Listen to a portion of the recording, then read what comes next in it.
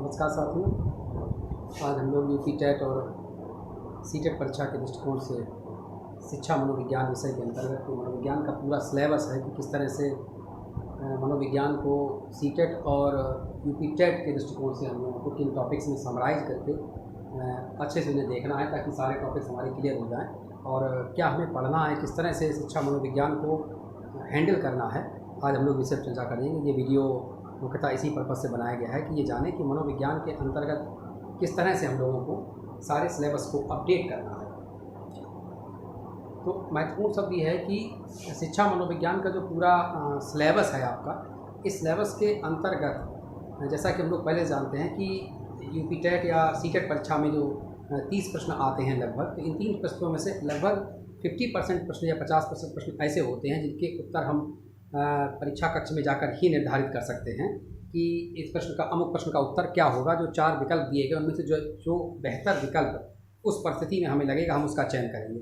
लेकिन फिर भी कुछ प्रश्न ऐसे रहते हैं जिनके उत्तर वस्तुनिष्ठ और तथ्यात्मक हो सकते हैं और जिन्हें हम घर से तैयार करके जा सकते हैं और पूरी तरीके से एग्ज़ाम में हम क्लिक कर सकते हैं ताकि 30 नंबर के हमारे पूरे पोर्शन में 15 से 18 प्रश्न हम इस तरह से हैंडल कर सकते हैं जिनके वस्तुनिष्ठ उत्तर सही करके हम पूरे अपने 30 नंबर के शिक्षा मनोविज्ञान के विषय में एक अपना बेस क्लियर कर सकते हैं और उसके बाद लॉजिकल क्वेश्चंस को सही करके हम इस पूरे अपने मनोविज्ञान के सिलेबस को सफलता के दृष्टिकोण से एडजस्ट कर सकते हैं। भाई हम लोग आज देखते हैं कि शिक्षा मनोविज्ञान में कैसे कैसे हम लोगों को कौन से टॉपिक्स पर डिस्कस करना है ताकि एक बेहतर से बेहतर तैयारी ली जा सके और विषय का एक समेकन किया जा सके, क्योंकि प्राय एक ऐसा विषय है जिसे हम लोग साधारणतः सामान्य विज्ञान या अन्य परीक्षाओं के दृष्टिकोण से तैयार नहीं करते हैं। लेकिन जो टेट या सीटेट के जो अभ्यर्थी हैं जिन्हें इस परीक्षा में बैठना उनके लिए शिक्षा मनोविज्ञान एक नया विषय तो नहीं है, क्योंकि वो अपने बीएड की परीक्षा में से अच्छे से पढ़ के आते हैं।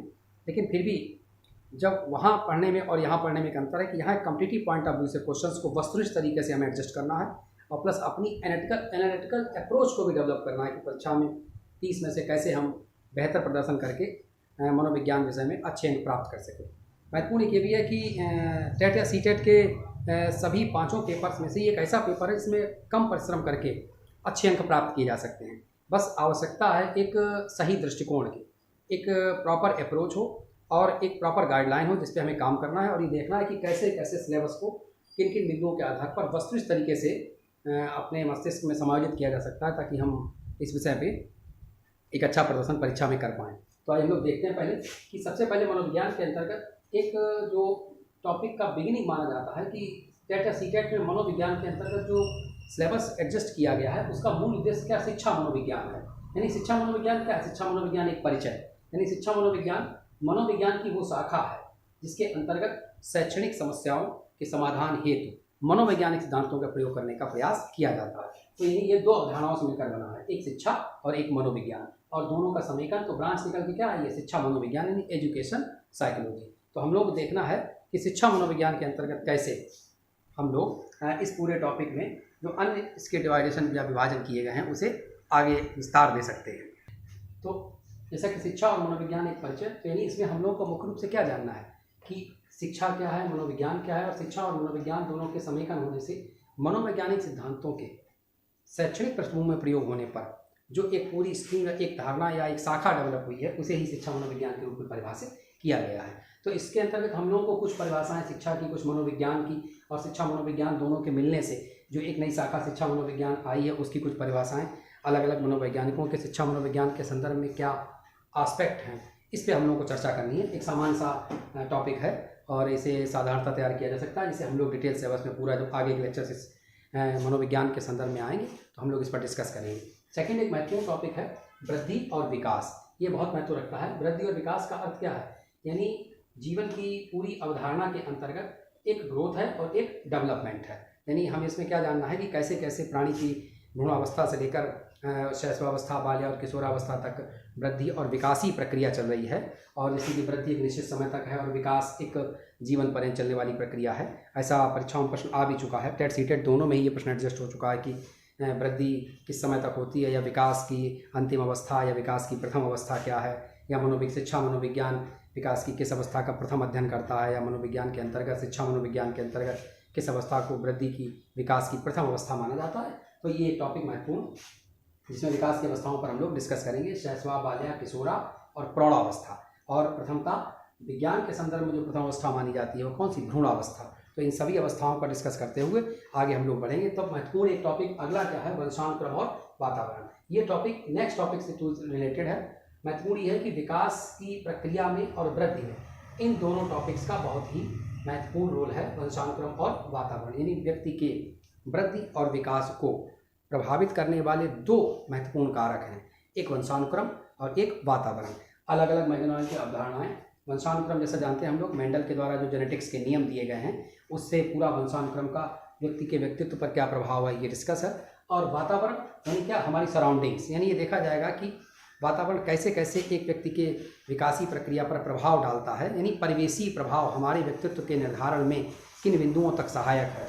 ये बात कहाँ से आएगी, वंशानुक्रम और वातावरण से। अगली प्रक्रिया क्या, विकास की अवस्थाएं। जैसा पिछले टॉपिक में हम लोगों ने डिस्कस किया कि विकास की अवस्थाओं में शैशवा, बाल्या, किशोरा, प्रौढ़ा, इन अवस्थाओं पर डिस्कस होगा। तो ये जो अवस्थाएं हैं, किस अवस्था की कौन सी विशेषताएं हैं और किस अवस्था में विकास की गति मंद होती है, कहाँ तीव्र होती है, और किस अवस्था में किस प्रकार के विशेष लक्षण डेवलप होते हैं, इस सबके लिए कौन सा महत्वपूर्ण टॉपिक होगा, विकास की अवस्थाएं। अगला एक महत्वपूर्ण टॉपिक है समाजीकरण की प्रक्रियाएं, यानी प्रोसेस ऑफ सोशलाइजेशन। सामाजीकरण एक महत्वपूर्ण शब्द। मनुष्य एक सामाजिक प्राणी है, संबंधों के जाल को समाज कहा जाता है, जैसे मैकाइवर और पेज के द्वारा परिभाषित किया गया है। तो सामाजीकरण की प्रक्रिया में बच्चा कैसे कैसे समाज से इंटरेक्ट करता है, समाज से क्या करता है, खुद को जोड़ता है, अपनी अभिव्यक्ति करता है और समाज से अभिव्यक्ति को ग्रहण करता है। और सामाजीकरण की जो प्रक्रियाएं हैं, प्रोसेस ऑफ सोशलाइजेशन, इसमें हम लोग ये देखेंगे कि बच्चा किस किस अवस्था में किस तरह के विकासी सामाजिक अवधारणाओं से गुजरता है और किस अवस्था में उसके पास कितने शब्द भंडार होते हैं और समाज से उसकी अभिव्यक्ति क्या है। पूरा ये टॉपिक सामाजिकरण की प्रक्रियाओं के अंतर्गत। अगला एक महत्वपूर्ण टॉपिक शिक्षण अधिगम की वैकल्पिक अवधारणाएं, यानी बच्चों में शिक्षण अधिगम, यानी alternative conceptions of learning in children. तो इसमें हमारे सिलेबस के अंतर्गत यानी टेट या सी-टेट में मुख्य रूप से 3 प्रकार की अवधारणाओं का समावेश किया गया है, व्यवहारवाद, संज्ञानवाद और मानवतावाद। तीनों शब्द बहुत महत्वपूर्ण, तीनों ही आपके सुने हुए होंगे और तीनों से ही लगातार परीक्षाओं में प्रश्न बनते हैं कि व्यवहारवाद यानी बिहेवियर, संज्ञानवाद यानी कॉग्निज्म, यानी संज्ञान, व्यवहार और मानवता, इन तीनों से ही हमें काफ़ी कुछ जानना है। व्यवहारवाद जैसे और व्यक्ति के व्यवहार का अध्ययन करता है, संज्ञानवाद क्या, संज्ञान की अवधारणा दी गई है, मानवतावाद पूरा मानवीय मूल्यों पर आधारित है। तो इस टॉपिक की कुछ महत्वपूर्ण विशेषताएं हम लोगों को आगे जाननी है। इसी तरह संबंधित अगला एक टॉपिक है संज्ञान एवं संवेग। ये एक महत्वपूर्ण बात है, कुछ टॉपिक सिलेबस में ऐसे हैं जिन्हें हम कोरिलेट करके एक ही जगह समराइज करके समग्रता में अध्ययन करके अपने टॉपिक्स को कम कर सकते हैं। जैसे संज्ञान और संज्ञानवाद एक ही अवधारणा है, तो ये टॉपिक संज्ञानवाद जब डिस्कस होगा तो संज्ञान अपने आप में क्लियर हो जाएगा। इसी तरह से शब्द आगे दिया गया टॉपिक में, 10 नंबर टॉपिक में थोड़ा सा आगे जाके चर्चा होगी, पियाजे, कोहलबर्ग और वाइगोट्स्की। तो जो पियाजे हैं, इन्हीं के सिद्धांत को संज्ञानवाद के नाम से जाना जाता है। तो अगर हम अपनी इस शिक्षण अधिगम की वैकल्पिक अवधारणाओं में संज्ञानवाद को अगर डिटेल्ड स्टडी कर लेते हैं, समग्रता में अध्ययन करते हुए इसके सभी वस्तुनिष्ठ प्रश्नों को, इसके कंसेप्ट को समझ लेते हैं, तो हमें संज्ञानवाद को अपने पूरे शिक्षा मनोविज्ञान के अंतर्गत फिर कहीं अन्य अध्ययन करने की आवश्यकता नहीं है। इसी के साथ एक बहुत महत्वपूर्ण टॉपिक संवेग, यानी संवेग व्यक्ति की तीव्र और उत्तेजित दशा और व्यक्ति को विपरीत परिस्थितियों के लिए सुरक्षात्मक मोड पर लाने का कार्य करती है। और संवेग 14 प्रकार के संवेग होते हैं, जैसा आपकी परीक्षाओं में कई बार प्रश्न पूछा गया है। संवेग आकस्मिक होते हैं, अचानक उत्पन्न होते हैं, आंतरिक और बाह्य परिवर्तन करते हैं। बहुत सारी संवेग की विशेषताएं, संवेग का वर्गीकरण, इन पे हम लोग इस टॉपिक में डिटेल चर्चा करेंगे। हर हाल में संज्ञान या संवेग परीक्षा में अपने आप में 1 से 2 प्रश्न रखता है, तो इन्हें आपको इस तरह से एडजस्ट करना है कि इससे आने वाला कोई भी वस्तुनिष्ठ प्रश्न हो या कोई भी तर्क संगत प्रश्न हो, अवधारणा आधारित प्रश्न हो, उसे हम करने में सक्षम हो सके। अगला एक महत्वपूर्ण टॉपिक सोचना एवं सीखना, थिंकिंग एंड लर्निंग। सोचना क्या है, चिंतन की एक प्रक्रिया है, जबकि सीखना क्या है, अधिगम है। सीखना भी एक ऐसा टॉपिक है जो आपके सिलेबस में 2-3 जगह एडजस्ट किया गया है। जैसे एक शब्द क्या है, अप्रेरणा और अधिगम, यानी सीखना भी अधिगम है और अधिगम भी सीखना है। तो इस टॉपिक को सीखना, अप्रेरणा और अधिगम, ये हिस्सा यहाँ पर अगर हमें एक साथ कोरिलेट करके अध्ययन करते हैं तो अधिगम के सिद्धांत और अधिगम के पक्ष क्या हैं और अधिगम की विशेषताएं क्या हैं, अगर इस तरह से हम लोग डिस्कस कर लेते हैं तो पूरा टॉपिक इसमें आपको वस्तुनिष्ठ प्रश्न से प्राप्त हो सकता है, जो परीक्षा दृष्टिकोण से महत्वपूर्ण हो सकता है। अगला एक महत्वपूर्ण टॉपिक भाषा एवं विचार, ये एक बहुत महत्वपूर्ण टॉपिक। भाषा जैसे हमें पता है कम्युनिकेशन स्किल के लिए एक मीडियम का कार्य करता है, यानी क्या है, अभिव्यक्ति का एक माध्यम है। और भाषा की इकाई जैसे हम लोग जानते हैं वर्ण है, और वर्णों के योग से शब्द है, शब्दों के योग से वाक्य है, और वाक्य से वाक्य मिले तो कौन? विचार है। और विचारों के आदान प्रदान का जो माध्यम है सदे शब्दों में, उसी को भाषा कहा जाता है। यानी मीडियम क्या है? लैंग्वेज के एक्सचेंज के लिए एक जो साधन बनाया गया है वही क्या है? भाषा है। ठीक। अगला एक टॉपिक महत्वपूर्ण हम लोग देखते हैं, पियाजे, कोहलबर्ग, वाइगोत्स्की। ये बहुत महत्वपूर्ण टॉपिक।